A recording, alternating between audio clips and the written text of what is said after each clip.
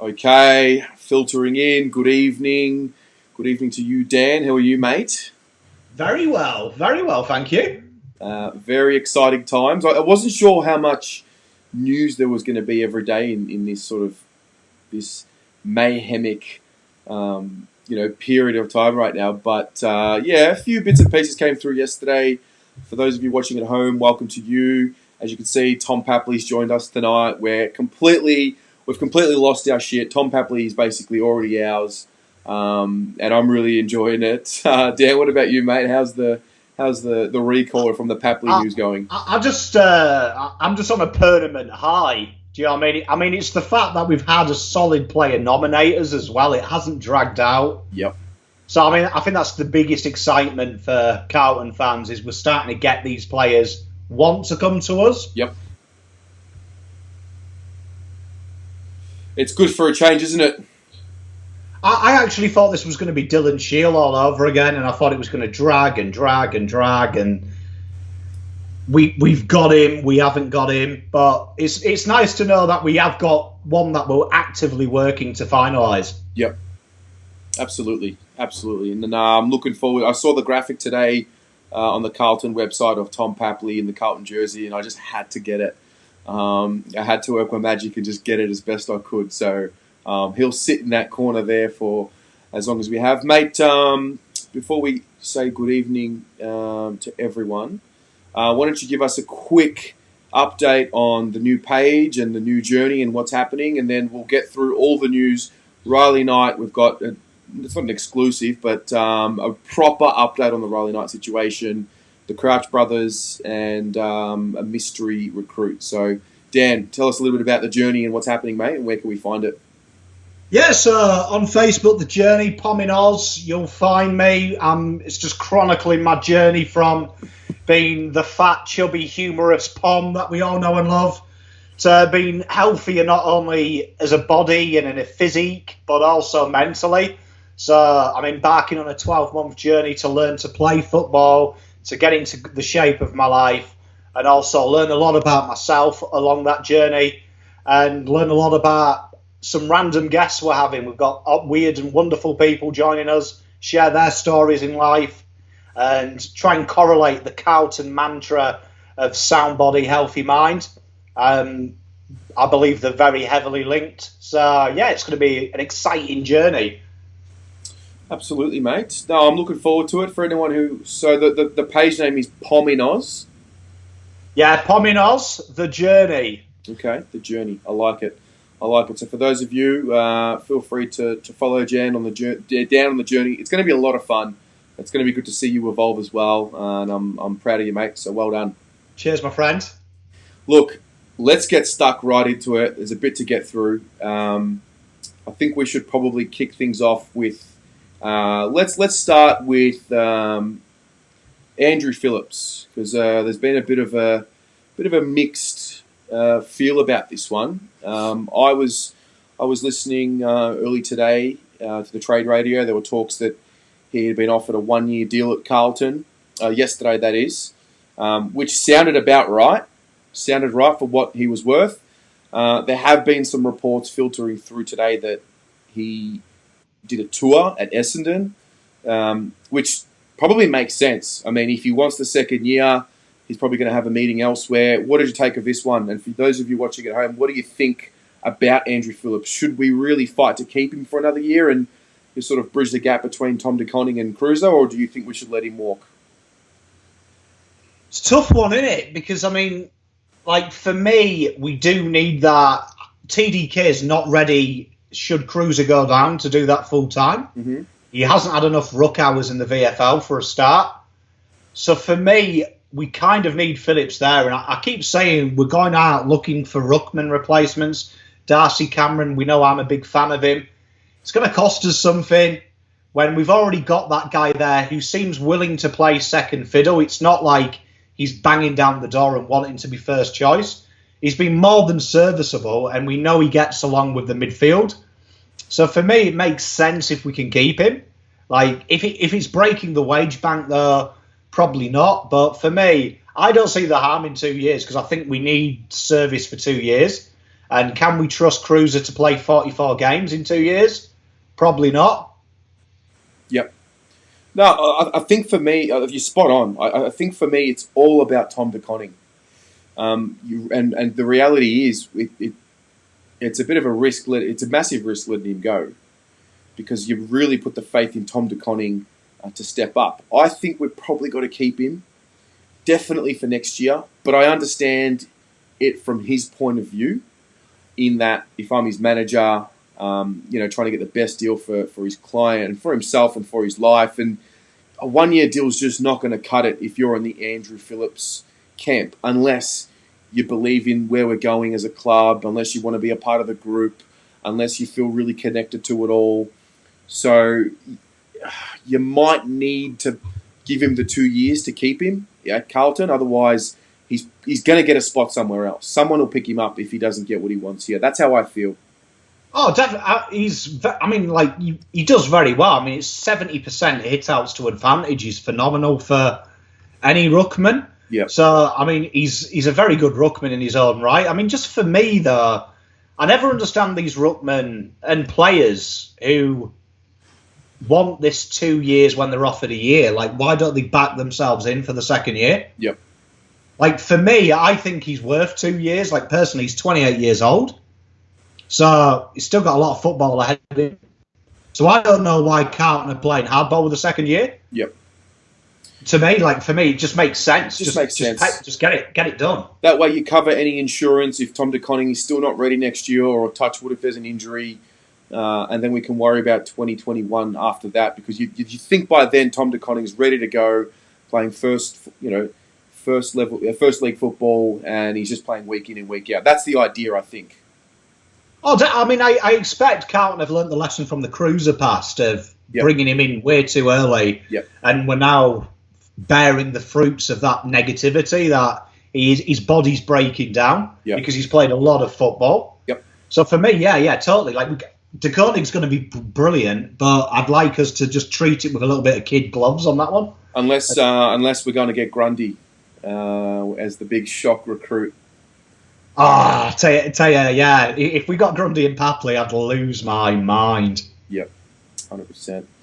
All right, a few comments here. Jeffrey O'Day, good evening to you, mate. Phillips is worth keeping. He's a good mark and a kick. Not a bad tap ruckman. He does struggle below his knees to the point he is hopeless. He falls over all the time. Yeah, it's a good point. Let's get cracking into the next item on the agenda, and that's Riley Knight. We'll start with the big news. Obviously, it was kind of big news. It came out of nowhere. It was reported on 5AA. I even posted it. I forget the gentleman's name, but he went on the radio in South Australia and said that Riley Knight was doing a physical at Carlton. So that was sort of the news of the day. It sort of died down a little bit, and I'm going to show you guys something that was given to me on Instagram, which will just make us all very clear right now. Riley Knight will not be at Carlton. Riley Knight did not tour Carlton. He, on a Carlton Instagram page that had posted a post about Riley Knight doing the physical at Carlton. You can see on the screen now, I've got the screenshot of him personally writing that it's incorrect. He did delete this comment straight away. So, take of that what you will, but that's a pretty direct communication from Riley himself that he didn't have the physical at Carlton, and it pretty much quells that rumour there. So, again, I should probably have that gentleman's name who did report it on 5AA radio, but that was completely false. So, there it is there. There's the proof. The words from Riley Knight himself. I was going to start gearing up with you and trying to get stats from you of what you thought about Riley Knight, but it was left field, because it's like, all right, this is a midfield forward guy. We're going after Martin, Papley. It just didn't make sense. It might have been insurance if we didn't get Papley, but I guess we can quell it right now. Yeah, I mean, it looks like it. I mean, it's interesting because since Mitch reported that, we've had the rumours now that him and Lewis Taylor set to meet with Sydney tomorrow. Yep. So, I mean, you could almost say that is locked in, that they're replacements for Papley. Yep. So, for me, I mean, that's probably some good news. I mean, Riley Knight's a very solid footballer. I personally thought, you look at where he does his best work, he plays in midfield, goes across half forward. I was thinking he was kind of the backup insurance plan for Jack Martin. Yep. Not going to cost much, but I mean, to me, it's no major loss. And around this time of year, the journalists get a bit excited and just start reporting nonsense. So good on Riley for quelling it.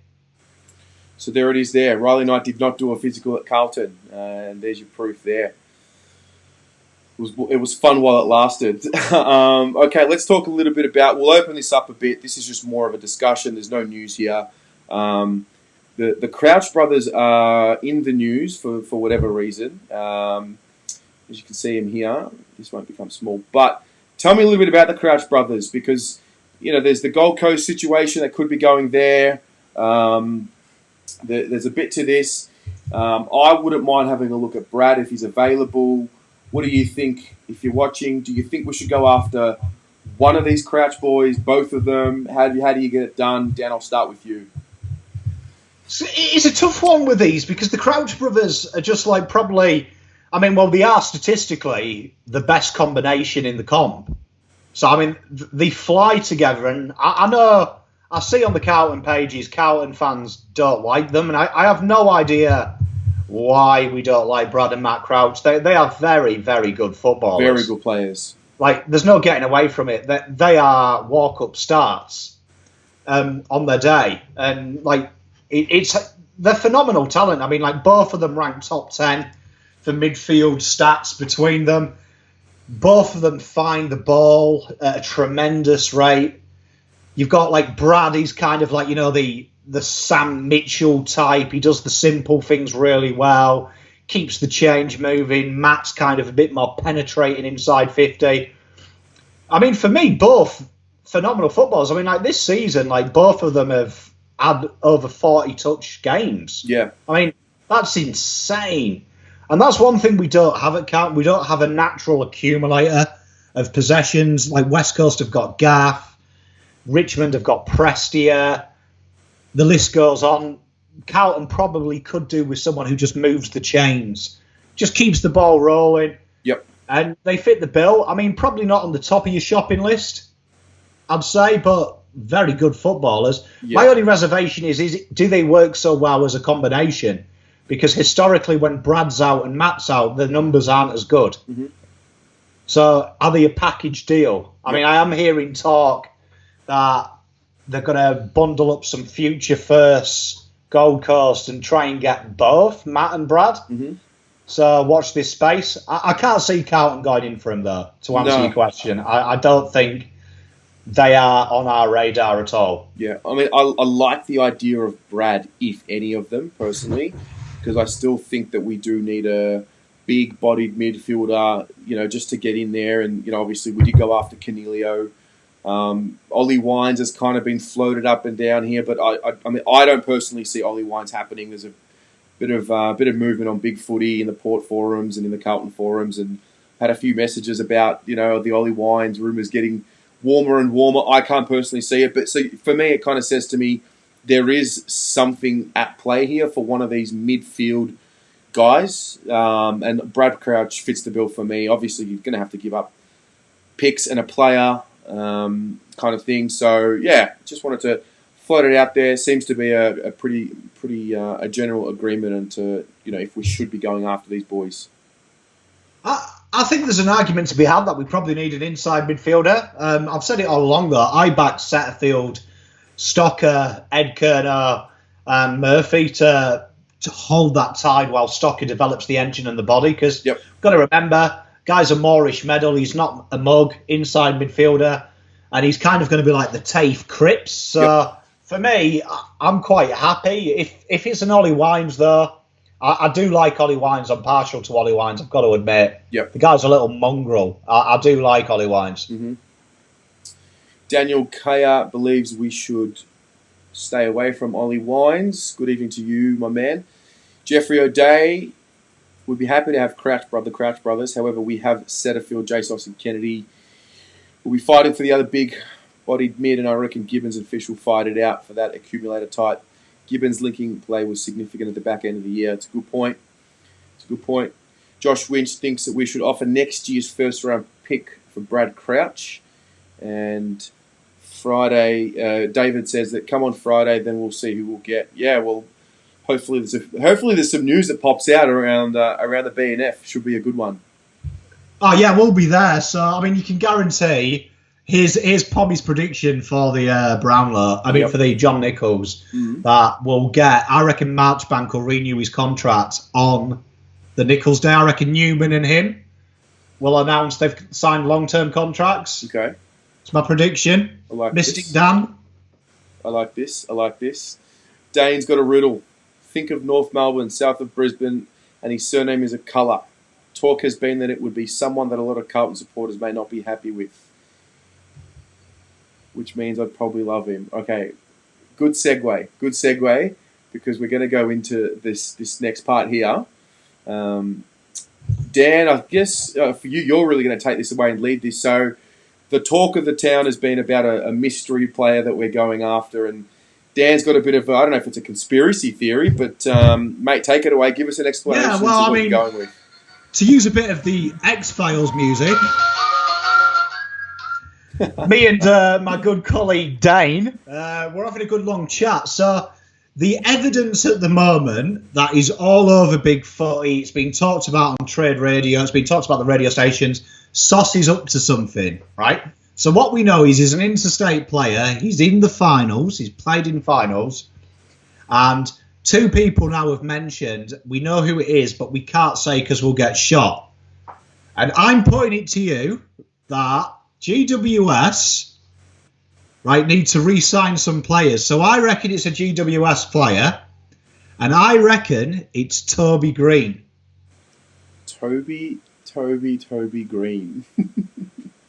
I've just got a feeling, I don't know why, me and Dane went through today religiously all interstate teams, and we seem to be obsessed with a small forward that can oscillate in midfield. Now, Toby Green... Leon Cameron has said needs to sort himself out because he got let down. I went on the Big Footy forums. GWS was saying, the fans, that Leon Cameron evidently sat him down after the Bonds incident and said, pull your head in, we need you. What did he do? Next week, he clawed someone else's eyes. Okay. So to me, he's a liability. They've got Haitley, they've got Ian Hill. There's two guns coming through their academy in the next 2 years in the draft playing small forward. Coggy takes one of the half forward spots anyway. Kelly's there, and they're going to work hard to keep Kelly. They're not going to get rid of Hopper. They're not going to get rid of Cameron. It makes sense. Toby Green could be a blue. And that is based on nothing but the fact that I haven't had any energy drinks for 2 weeks and I'm living off pure nutrition. Okay. So I've overthought this. But me and Dane went Rain Man on it. Toby Green. I'd love for it to be right. So just put the pieces together again. Again. Got to be an interstate player. Okay. Been told that he plays in finals, and everyone keeps saying, I can't say who it is because I'll be shot, but it's someone who we haven't been linked with in the press. Now, we've been linked with Ollie Wines in the press. That was the Herald Sun reported that. We've been linked with Gaff. That was reported by Fox Sports. Toby Green, no one says anything. And to me, Toby Green, big stage, Melbourne. If you were Leon Cameron, you'd probably be happy to get rid of him because you can replace him internally. And Agresta keeps saying we're one or two pieces away from the best forward line in a generation. Toby Green and Tom Papley, my friends. There you go. Best forward line probably of all time. There you go. I like it. What do you think if you're watching? Would you want Toby Green in your club? I, for one, certainly would. I'm not really sure if this is going to get done, but I like the outside thinking. I like the outside the box thinking, mate. It's well, if Sauce is watching, me and Dane will split the 50 grand finder's fee for decoding that. I love it. Let's open it up now and get some questions in. Costa, good evening to you. How long do we see Murphy and Ed playing for? Is it time for them soonish to make way for people like Setterfield to get some time on the ball? Dan, I'll let you start. And if you're watching at home, what do you think about this? I think they'll slowly start to feed in over the next year. Setterfield obviously hasn't played a lot of football with the ACL. So to me, he did really well last year. I think another pre-season. So I would say 2021 we'll start to see the more bit part players.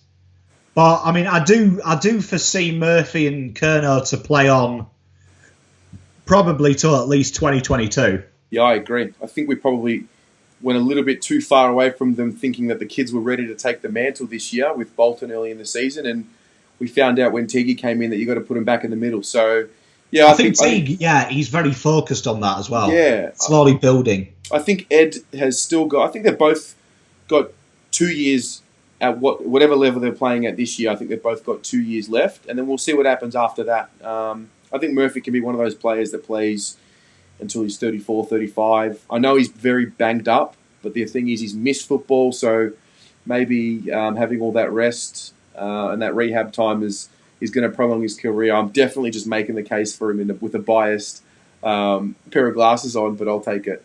I can see Murphy winning the old Norm Smith, So can I, mate. I can just see it, 2 of them pocket goals that he does. Absolutely. Just turning a game. Absolutely. All right, Paul Mancini. Do we go for a bull like Pal Pepper, who's a lot cheaper than Ollie Wines? Addresses the concern. Walshy will get heavily tagged next season. Will he? Will he get heavily tagged? I don't know. They're starting to find him out, aren't they? Like you saw West Coast put someone on him. Yeah. So I think when he's getting 25, 26, 27 touches, he naturally is going to draw an opponent. Yep. I mean, it's a good thing for Cripps because it means that it's not so easy to manage Cripps. You've got to plan which of your best taggers is taking which. So for Cripps, it's probably a godsend Walsh is showing so much. Mm-hmm. No, fair call. But I agree with Paul. I do think we need, like Mitch Robinson's job this year, he said it himself, is to protect Neil. We do need someone like that who can protect Walsh, protect Cripps, someone who's just going to smash bodies. Yeah. Very fair call. Very fair call. It's a good argument. Nathan Thompson, good evening to you. Tom Brown just on Casbolt just now. Carlton not willing to extend their contract. Thoughts on this? I don't know. I haven't heard that. I wasn't watching the news. We were here, so. It's big news though, isn't it? Because evidently he's got the natural 1 year extension, but he wants an additional year, and Carlton aren't coming to the table. So I mean. He's another one of them players that if it doesn't get agreed, that you're looking at probably a third rounder for him. Yep. I mean, I hate to say it because I love Levi, and I said it last week when I asked the question. Yep. But I mean, I feel harsh saying this, but I do think if we can't get the deal done, he'll end up somewhere else. I think Gold Coast would be a great place for him. Yep. Fair enough. Terrence says Toby is going to be in the 40-man All-Australian squad next year. He's going nowhere. Another one of Dan peppering me up moments. Like I said, it was just literally a bit of fun, hence the X-Files. But he fits the bill. He certainly gets the green tick on all the clues. I like it. Scotty thinks that blue and green should never be seen. The older generation will understand that. I don't understand that. So I'll leave that. It's gone over my head, but yeah, I feel like I should know it. Yeah, I don't know. I don't know. I think it'd be great if it could be done, but we'll see. We'll see. Ethan Daffy, is it 100% true that we're linked to a big-time player? I mean, is anything really 100% true at this time of year? Not really, no. I mean, it's been speculated on the radio that Sauce is up to something. Yep. And I think Big Footy and Twitter has gone mad with it. But it's started to come onto Facebook now. Everyone dots these clues. So, I mean, yeah, it's a bit of fun. But, I mean, like, Toby Green does answer the question, though. Like, we've got to say, if this was a game of Cluedo, it's a fairly good guess. Yep. Getting through. Interesting. I want to go and focus on one last thing before we open it up again, and that was the proposed trade that was put out today between us and West Coast. So, Dan, I'm going to read it out to you because you won't be able to see it on your screen. I've got it on the screen here. So, we're giving up to West Coast pick 9, pick 41, and pick 69. We're receiving pick 14 and 24. And I think the reason why that was put out there was because we used pick 14 on Papley and we used pick 24 on Jack Martin. Now, for those of you watching at home, if you saw this trade, what do you think of it? Does it make sense? I really want to dissect it. What do you think, Dan? Pick 9, 41, and 69 for pick 14 and 24. Well, Geelong have confirmed that they won. Well, they won ridiculous, don't they? They won 3 top tens and Dustin Martin. Quality banter from Scott, but I mean that would allude to that West Coast need the picks, and I haven't got the figures in front of me, but I'm guessing trade value we're actually winning that trade. Yeah, I haven't got it here. It sounds like points-wise we'd actually win that. Yep. Not by much, but I think, well, let's just do a quick bit of maths. Yeah, I'd say we'd win that by about 10 or so points. Okay. So, I mean, that would say that, I just don't know, would 14 get Papley? I mean, in an ideal world, it should. But would Sydney be willing to go that low? If I'm Sydney, no way. If I'm Sydney, I just think pick 9 is perfect for Papley, personally. But, I mean, it does sound like we're acquiring early picks, because 41 and 69 you're not going to do much with. Yep. So, and I've said it all along, then picks are the kind of things you do to get rid of, to trade up. Yep. With a team who's done their business. Yep. So, I mean, that strikes me. Pick 14 to 24 and then next year's first. You've got quite a trade arsenal there to go around and do a bit of wheeling and dealing. So maybe Sauce is up to something. Because it benefits both clubs, that. Everyone's happy with that club, that deal. I mean, if there's one thing you definitely know at this time of year, first of all, it's nothing. Second of all, it's that, Sauce and the club, there's always a secret play that no one knows about until it gets done. And that's the reality. I mean, no one saw Nick Newman coming last year. No one really saw the Setterfield. I mean, you might have been able to join the dots together in terms of the GWS connection. Like the Nick Newman one for me was just completely out of nowhere. It seems like it's been a very open trade period for Carlton. But having said that, we're one of the few clubs that when it comes to this time of the year, everyone's linked to us. And it's kind of cool because there's a lot to talk about. But, there's definitely got to be something that it's going to be a surprise on trade, trade week. Yeah, it's going to come down to that Jack Martin trade, because the talk that I heard on the radio yesterday about they want a first rounder for Martin seems to have come out of left field. Yep. Because the talk was the future second and whatever else it was. So it's a weird one. I mean, because you'd say 24 maybe would get Martin. Absolutely. So, yeah, we're up to something. Absolutely. Get through a few of these comments. We'll open it up for the next 10 or so minutes. Blake O'Halloran says that Walshy getting a tag will release the shackles on someone else. That's a good point. Angelo Gravina, who's pretty good with his... when he actually gives you some news, it's usually spot on. He reckons that Phillips to the Bombers for 2 years is in the mix. So, there you go. That's going to be interesting. We're going to need a ruckman then. Unless that means we're keeping Casbolt. So... who knows? Yeah, but would you trust Casbolt full-time ruckman? No, certainly not. Certainly tough not. one. Yeah. David Willers, did we get Eddie Betts? No, we didn't. Not. It seems like it's going to happen, but just not yet. Yeah. Seems to be dragging out, doesn't it? That one. Yeah, which I'm happy with. I think that's at the it's not our top priority. Papley's got to be priority number 1. Martin's got to be priority number 2. Then we can maybe start thinking about Eddie Betts. That's how I see it. Yeah, or Toby Green. Or Toby Green. Brandon, blue and green shouldn't be seen, as in Toby Green shouldn't be playing at the Blues. Ethan Daffy, why would we get rid of Casbolt? Well, I think the reason why we'd get rid of him would be because we don't want to give him the years that he wants on his deal. I think that would be the reason why. It's all up to Levi. Like I keep saying, personally, I want Levi to stay. I think he's great as the backup forward, backup backman, also pinch hits in the ruck as well. So for me, he's useful to have, and I'd love him to stay. But I just think if the deal can't get done, Carlton would be mad not to try and get the best available deal for him. Yep. Clinton McRae, Riley Knight did a medical at the club. Could be a good pickup. No, he actually didn't. If you were watching earlier, I'll put this up here now. This was Riley Knight's response to one of the Carlton Instagram pages when they posted that Riley Knight had done a medical at the club. He deleted it immediately, but such is 2019. You could screenshot anything pretty quickly. So that's what happened here. I got the screenshot of Riley Knight confirming that he did not do the medical at the club. So we can we can let that rumour wither away into non-existence. Shame. It is a bit of a shame. I wish they all did that, though, wouldn't it? How good would that be if Toby Green commented now and said, staying at GWS? Yeah, just shut it down. Shut it down. So I could go back to my whiteboard and work out who it is. Yep, 100%. Peter Vlahos, Swans won't go for it as they'll probably want a higher pick, such as 9, yet for sure. Angelo Gravina, pick 9 for Papley with a second rounder in return. Do you think we can get something in return for Papley in terms of the pick as well?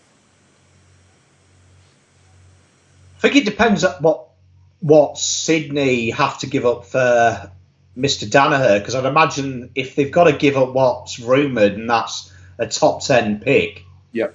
I think they're going to want to try and have some arsenal to go to the draft and trade with themselves. So I think if they do have to go with like the pick 6 they've got at the moment, I think it'd be hard to get something back, because I do think he is worth, in my heart of hearts, minimum of a top 15 pick. He's a very good player. Yep. It's a tough one. If we can get a second rounder back, yeah, brilliant. I just seems. I mean, and again, I'm not good at this trade negotiating thing, but it just seems like a straight swap. Papley for 9, everyone's happy, but we'll see what happens. I mean, obviously Sydney are not happy; they don't want to lose him. I get it, but yeah. Well, I think with them going in for Riley Knight and Taylor, that kind of confirms that he's gone. Well, yeah, that confirms they're preparing for him to go. So yeah. I mean, Sauce is very good, though, at ripping people off. He is a habitual ripper-offerer. He has a knack for getting a good deal for the club. No, he must have some gypsy in him. 100%. Because he's constantly throwing in dogs for deals. Yeah. Here's an interesting one from Matt Gandolfo. Zach Smith to replace Phillips. That's obviously if Phillips does leave. Hey, it's funny that, because we were discussing this earlier. So I'd say, yeah, he's going to cost sweet FA. He's a middle-of-the-road ruckman. I mean, we only need someone to tide us over until TDK's got the hours in. Correct. Really. Yeah. There's nothing to say Cruiser can't play 22 games. It's just he hasn't done it forever. So, yeah. I mean, for me, yeah, Zach Smith's not going to cost the world. Could be an option. There's worse ideas out there. For sure. Paul Mancini, big question here. Do we go through corridor more next season? Think premiership sides have passed. Waves of running, mids peeling each side, stretching defences and hitting up power forwards with the likes of Betts, Paps and Martin. By the way, I love how that we've just all of a sudden got all three of them. Lock it in. On the deck cleaning up. The Royal Family, Harry and Charlie, and then Mitch McGovernator tearing defences apart. Casbolt must stay. He's like 3 players in one on the field. Big mistake, has rediscovered himself down back. Yeah, and that poses the question. Do you think it's a genuine renaissance, or is it just a good purple patch? I mean, for me personally, I'd give him 2 years. Yeah? Because to me, like, if Marchbank goes down again, do you know what I mean? If Plowman goes down again, we are short of reserves down back. I know we've signed Goddard again, so, I mean, you've got that there as well as a backup. But to me, just Casbolt is exactly as Mancini says there. He can play just about anywhere apart from midfield, so he's good to have. But to answer his question about the corridor, T did start to look to attack the corridor more, particularly off half-back, seemed to suddenly go back into the centre. So for me, I do think that that's building. I mean, I'm watching Teague, it's kind of like a very toddler version of West Coast at the moment. They're looking to control the ball and then hit the wings, hit the corridor, move it quick. So I think that will come this year. I think they're starting to adapt. They adapted very quickly to Teague. So I'd imagine one full pre-season we'll start to see some good football again. Absolutely. Francis wants to know, where does JSOS fit in the best 22 if we get Papley, Martin, Butler, Betts? Because he's not really a full-time mid. I don't know. I'm still not convinced we're getting all 4 of them. So I don't know. I think he would play ahead of Butler and Betts, personally. Oh, for me, pressure forward. I think I can't see Butler coming. He said it himself. He wants to stay. Yeah. And he's played beautifully in the VFL. So, I mean, for me, I think Butler's a backup for Carlton as well. I don't think we're going to go all out for Butler. He's a very good footballer and he'd be welcome.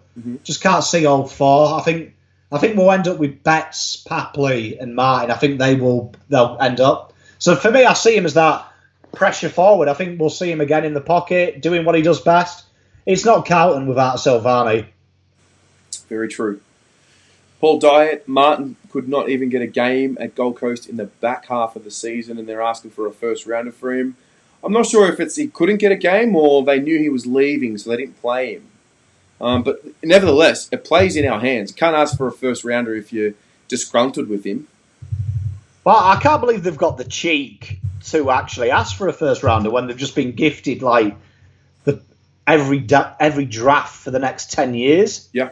You know what I mean? Like, literally, it's a bit of a joke. But, I mean, it's a tough one because, I mean, it was a weird one with Jack Martin because they reckoned it was just lackluster form.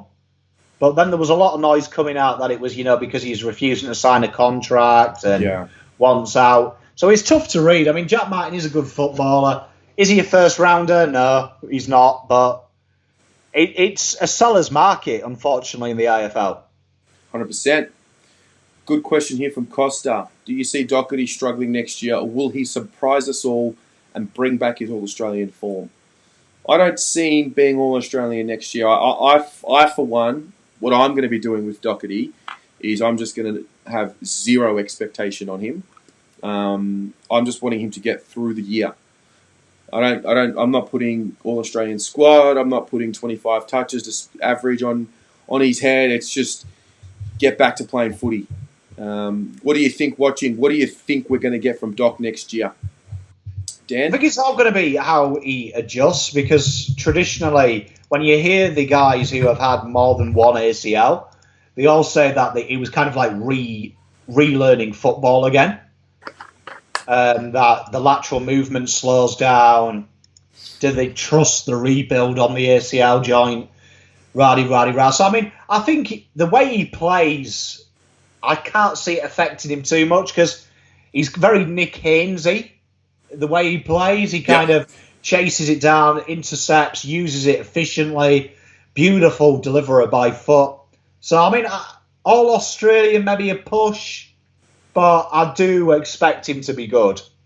I don't think he's going to suddenly be a different player. I think he'll still be brilliant. And what he adds to Carlton Football Club is Cripper doesn't have to be the on-field general on his own. He's also got a wingman now, which is very important. Absolutely. Dave's got a good one here. Gently, I think we'll probably play deep back, set the play up. It always takes a good 12 months to get over a knee. We can't expect 2017 Doc. Just got to hope we get 20 solid games from him. It's pretty... Come on, Dane. Take them rose-tinted glasses on and get your blue ones on, will you, please? Eddie says that we need to hold on tight for Dowie. He had second-year blues and is a quality kid. I agree with you, Eddie, although his grand final sprint was very, very bad. But that's what you get when you're in Europe for 4 weeks beforehand. So, Dow's going to come good. I've got no fears about old Dowster. He's going to be fine. Who misses if Doc comes in? Well, backline will be what? You'll have Doc, Wheatering, Jones, Marchbank, Newman, Simpson. Be a tough one, isn't it? Because SPS did really well off half-back. Yep. I'd say Plowman probably drops out, but he probably shouldn't because I always think Marchbank is so far ahead in Carlton's mind. Like, Marchbank is always there. So I would say, it's probably Plowman he drops out, I'm afraid. I don't want it to be because I think Plowman impressed me towards the end of last year with his attack on the ball. 100%. Well, that raises a good question. Matt Gandolfo, who's watching, he's sick in bed, and he said wants to know if Sauce will be trading any of our young talent. I think it's always one of those questions that's hard to answer because if you do, and you give up a player's name that people don't like to hear, you get slated. But the reality is, you're looking at those, third or fourth year draft picks of ours who can still go on and become very, very good players. The Fishers, the Dows, the Petrevsky-Setons, the Plowmans, etc. Those are the ones that really hold the currency. And depending on who we go and get, if it's a big fish like a Ollie Wines type player or caliber player, you're going to have to give up one of these guys. It's just a matter of who. Oh, it's a tough question. I mean, because Like I said the other day, like if it was you'd say there's probably one or two in every position that we could afford to trade if need be. So you'd say it'd be between Plowman and Marchbank down back, and like for me, I'd always keep Plowman just based on the fact he plays every game. Yep. Like Marchbank's in and out of the side injured, he gets niggles all the time, but he's a very talented player, and I would say he'd probably possess more at a draft window than Plowman. But I mean, in an ideal world, I'd like to have my cake and eat it. Like it'd be nice to keep them all, but the reality of the business as well is when we say, like I mentioned Fisher last week. And people panicked that I was saying trade Fisher, but I did say I don't want him to go. But I reckon Fisher is one of the names that would be disposable. You've got to remember Jack Martin, Papley, these players are coming in. They have done more than... Yeah. I think you were getting the point across there. But nevertheless, we're going to be heading off now anyway. Yeah. You there, mate? Yeah. Oh, perfect. Yeah, finish off what you were saying because I was just about to wrap it up. Oh, I said, yeah, with Fisher, like for me, that when you buy players in and you spend money, they're there for the first team. So for me, it means someone's going to be jettisoned, and it's fair on the young player's career to move them on and get them football. I hope it doesn't happen, but I would say Fisher, Plowman, Marchbank, these names would be pandered around. Poulsen, maybe. Because these guys are going to be fringe. Absolutely. All right, that'll be us for this evening. Dan, thank you as always for joining us. It's been you, it's been me, it's been Tom Papley here. Very excited to be bringing this show. Thanks everyone for joining. Stay tuned. We'll be back. We're going to be at the BNF on Friday, so I dare say we probably won't be a show tomorrow or Friday, but we will give you updates. We'll definitely touch base again on the weekend. And really looking forward to chasing up all these stories and seeing what happens. Thanks, everyone, for your time. Have a great night. See you guys. God bless.